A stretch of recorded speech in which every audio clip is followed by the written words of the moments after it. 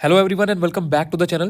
तो आज की इस वीडियो में हम देखेंगे कि जोसा काउंसलिंग 2023 कब से स्टार्ट हो रही है। काफ़ी सारे बच्चों के कमेंट्स आ रहे थे वीडियोस में कि जोसा काउंसलिंग कब से शुरू होगी। तो इस वीडियो के अंदर हम ये इसकी डेट देखेंगे कब से जोसा काउंसलिंग स्टार्ट होगी, और साथ साथ हम पूरा प्रोसेस देखेंगे जोसा का स्टार्ट होने से लेके आपका कॉलेज अलॉटमेंट होने तक का क्या प्रोसेस होता है पूरा। और हम देखेंगे कि आपको कौन कौन से डॉक्यूमेंट्स की ज़रूरत होगी जोसा काउंसलिंग के लिए, और ये आपका जानना बहुत ज़रूरी है क्योंकि जब काउंसलिंग स्टार्ट हो जाती है उस टाइम पे अगर आपके पास कोई डॉक्यूमेंट नहीं है तो काफ़ी प्रॉब्लम क्रिएट होती है। तो हम ये देखेंगे कौन कौन से डॉक्यूमेंट्स लगते हैं और साथ में एलिजिबिलिटी क्राइटेरिया क्या है, मतलब अगर आपको जोसा काउंसलिंग में पार्टिसिपेट करना है तो उसके लिए क्या एलिजिबिलिटी क्राइटेरिया है। तो स्टार्ट करते हैं अपने वीडियो को। सो व्हेन विल जोसा 2023 स्टार्ट, कब से स्टार्ट हो रही है जोसा काउंसलिंग? जून 19, मतलब 19 जून से। यहाँ पे आप देखो जेई एडवांस का जो एग्ज़ाम है वो स्केड्यूल्ड है 4 तारीख को, 4 जून, और इसका जो रिजल्ट है वो आने वाला है 18 जून को। और एडवांस के अगले दिन से ही या एक दिन बाद से काउंसलिंग, जो जोसा काउंसलिंग है वो स्टार्ट हो जाएगी।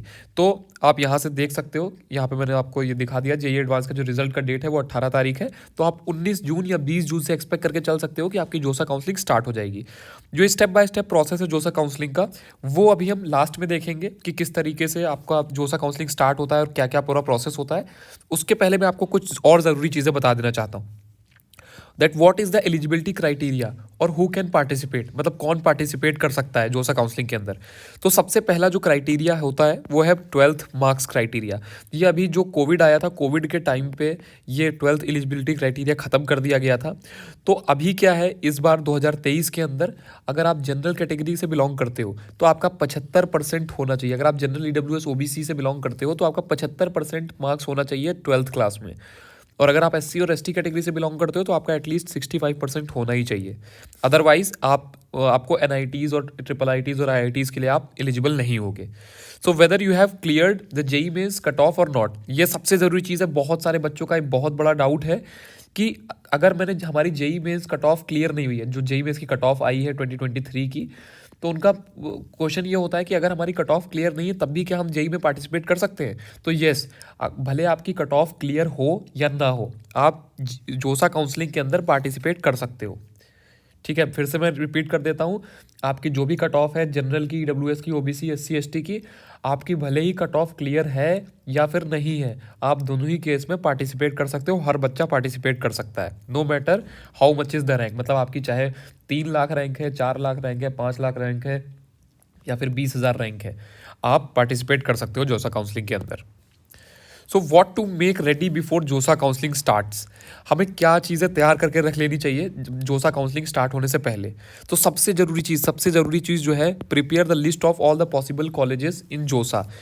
आपकी जो जितने भी पॉसिबल कॉलेजेस हैं, आपकी रैंक के हिसाब से, आपकी कैटेगरी रैंक के हिसाब से, आपके होम स्टेट, आपका जो भी होम स्टेट है, जेंडर के हिसाब से, सीट मैट्रिक के हिसाब से, जो भी आपके पॉसिबल कॉलेजेस हो रहे हैं, जितने भी आईआईटीज़, एनआईटीज़, ट्रिपल आईटीज़, जीएफटीआईज़, उसकी आप लिस्ट बना के रख लो। क्योंकि जब आपको पता चल जाएगा कि कौन से कॉलेज आपको मिल रहे हैं, उसके बाद ही आप उसमें चॉइस फिलिंग कर सकते हो। और अगर हम जोसा काउंसलिंग में बात करें तो टोटल 23 आईआईटीज़ पार्टिसिपेट करते हैं, 31 एनआईटीज़ पार्टिसिपेट करते हैं, 26 ट्रिपल आईटीज़ और 32 जीएफटीआईज़। तो आपका जब ये आप पूरी अपनी लिस्ट तैयार कर लोगे, जो भी आपके पॉसिबल कॉलेजेस हैं आपकी रैंक पे, और इन सारी चीज़ों, इन सारे फैक्टर्स के अकॉर्डिंग जब आप रेडी कर लेते हो, उसके बाद जो आपकी फाइनल लिस्ट होती है उसके हिसाब से आपकी चॉइस फिलिंग की जाती है। और मोस्ट इंपॉर्टेंट पार्ट, ये जो पार्ट है ना चॉइस फिलिंग का, ये सबसे ज़रूरी पार्ट होता है, क्योंकि अब आपकी रैंक आ चुकी है। अब पूरा आपको डिपेंड करता है कि आपको कौन सा कॉलेज मिलेगा या नहीं, वो पूरा डिपेंड करता है चॉइस फिलिंग के ऊपर। तो आपको अपनी जो चॉइसेस हैं वो बहुत वाइजली फिल करनी होती हैं जोसा के अंदर। और एक बहुत और ज़रूरी चीज़, आपके पास सिर्फ एक मौका होता है, पता है आपको, सिर्फ एक मौका होता है आपके पास चॉइस फिलिंग करने का, और राउंड 1 से लेकर राउंड 6 तक वही चॉइस फिलिंग आपकी चलती रहती है ऑटोमेटिकली। आपने अपनी चॉइस फिलिंग एक बार लॉक कर दी तो वही आपकी राउंड 1 से लेकर राउंड 6 तक रहने वाली है, आप कुछ भी चेंजेस नहीं कर सकते हो उसमें। तो ये चॉइस फिलिंग जो है वो बहुत ज़रूरी है कि आप कैसे चॉइस फिलिंग करते हो। और अगर हम बात करें तो टोटल 100 से ज़्यादा कॉलेजेस पार्टिसिपेट करते हैं जोसा के अंदर। अगर जब आप चॉइस फिलिंग करने जाओगे, जब आपका पोर्टल ओपन होगा चॉइस फिलिंग वाला, जब आप अभी आगे चॉइस फिलिंग करोगे जोसा में, तो आप देखोगे आपके सामने 4,000 से ज़्यादा ऑप्शन आ गए। तो बच्चे वहाँ पर समझ नहीं पाते हैं कि आप क्या चॉइस फिलिंग करनी है, कितने कॉलेजेस भरने हैं, कितने नहीं भरने हैं। तो मैं आपको बता दूं कि जो आपका एग्जैक्ट बेस्ट अलॉटमेंट होता है वो कैसे होता है। एग्जैक्ट कॉलेज जो मैंने आपको बताया कि आपकी एग्जैक्ट लिस्ट आपने तैयार कर रखी है और उसके बाद आप प्रॉपर चॉइस फिलिंग प्रेफरेंस देते हैं, मतलब कौन सा कॉलेज ऊपर रखना है, कौन सा कॉलेज नीचे रखना है। जब इसका आप प्रॉपर अरेंजमेंट करते हैं उसके बाद जो है आपका बेस्ट अलॉटमेंट निकल के आता है। लेकिन होता क्या है कि लगभग 70 से 80% बच्चे या जो भी पेरेंट्स उनकी बच्चों की चॉइस फिलिंग करते हैं वो यहाँ पे मिस्टेक कर देते हैं, मतलब काउंसलिंग के दौरान चॉइस फिलिंग के अंदर, जिसकी वजह से क्या हो पाता है कि बच्चे को कई बार कॉलेज नहीं अलॉट हो पाता है। या फिर क्या होता है कि कई बार डिजर्विंग जो कॉलेज होता है, हो सकता है बच्चे को कोई एनआईटी मिल रहा हो लेकिन गलत चॉइस फिलिंग की वजह से उसको मतलब कोई लोअर कॉलेज अलॉट हो गया और लोअर ब्रांच अलॉट हो गई या फिर कोई कॉलेज नहीं अलॉट हुआ। तो इन सब चीज़ों के लिए मैं आपको इंट्रोड्यूस कराना चाहूँगा। हमने एक प्रोग्राम स्टार्ट किया है, एक्सपर्ट काउंसलिंग प्रोग्राम। ये एक्सपर्ट काउंसलिंग सपोर्ट सर्विस है जो कि हर एक बच्चे के लिए है, हर एक बच्चे की हेल्प करने के लिए है, ताकि वो बेस्ट से बेस्ट कॉलेज और बेस्ट से बेस्ट ब्रांच उसको मिल पाए। जो भी उसकी रैंक है, जो भी उसकी कैटेगरी है, जो भी उसका होम स्टेट है, उसके अकॉर्डिंग हम इस प्रोग्राम के थ्रू कोशिश करते हैं कि बच्चे को बेस्ट अलॉटमेंट मिले, जो भी बेस्ट पॉसिबल कॉलेज है और बेस्ट पॉसिबल ब्रांच है।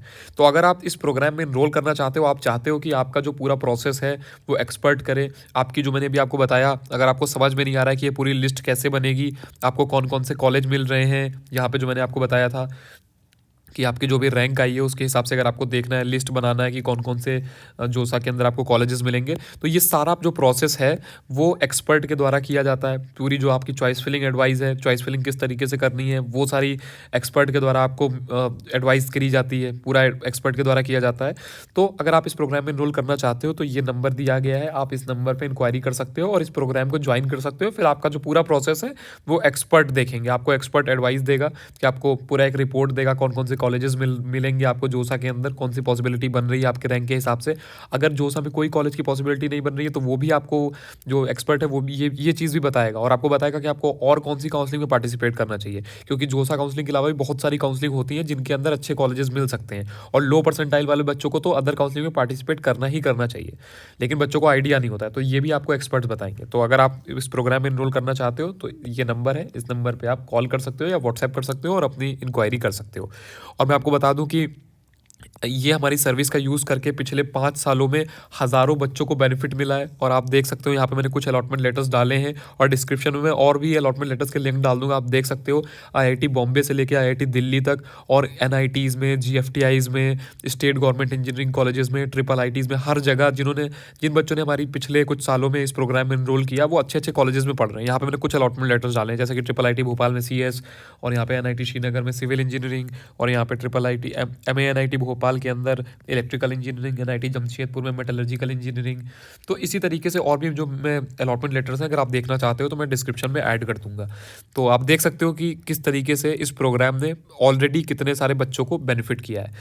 तो अब हम जान लेते हैं कंप्लीट प्रोसेस क्या होता है जोसा काउंसलिंग का। अगर आप जोसा काउंसलिंग में पार्टिसिपेट करते हो तो क्या कंप्लीट प्रोसेस होता है।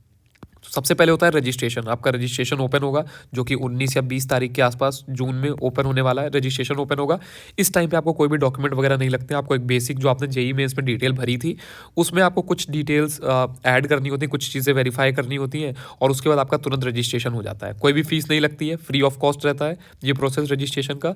रजिस्ट्रेशन के बाद आपकी चॉइस फिलिंग ओपन होती है, तब आपको चॉइस फिलिंग करना होता है। जो मैंने भी आपको बताया कि आपको अभी से कॉलेज तैयार करके रख लेने होते हैं, जो आपको पहले से पता होगा कि कौन कौन से कॉलेज आपको, कौन कौन सी ब्रांच लेनी है, कौन कौन से कॉलेज में आप जा सकते हो, कौन कौन से कॉलेज आपको मिल रहे हैं आपकी रैंक के हिसाब से। तो उसके हिसाब से आप बेस्ट पॉसिबल अपनी चॉइस फिलिंग करते हो। उसके बाद जब आप चॉइस फिलिंग कर देते हो तो एक बार आपका मॉक अलॉटमेंट आता है। ये डमी अलॉटमेंट होता है और इस मॉक अलॉटमेंट आने के बाद आप फिर से एक बार चेंज कर सकते हो अपनी चॉइस फिलिंग और उसके बाद आ जाता है आपका फाइनल अलॉटमेंट।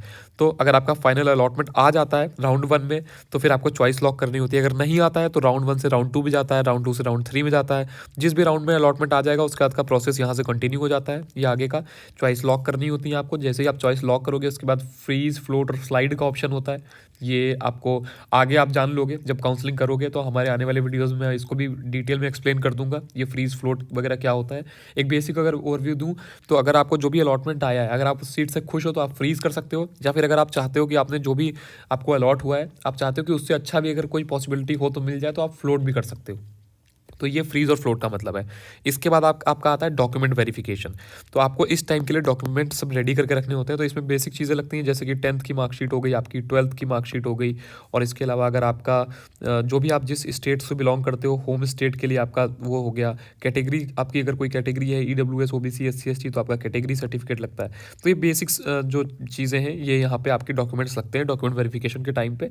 और एक बार डॉक्यूमेंट वेरीफाई होने के बाद आपको सीट एक्सेप्टेंस फीस पे करनी होती है, जो कि जनरल और EWS और OBC के बच्चों के लिए रहती है लगभग 35,000 के आसपास, और बाकी SC और ST कैटेगरी के लिए बच्चों के लिए रहती है लगभग 17,000 के आसपास।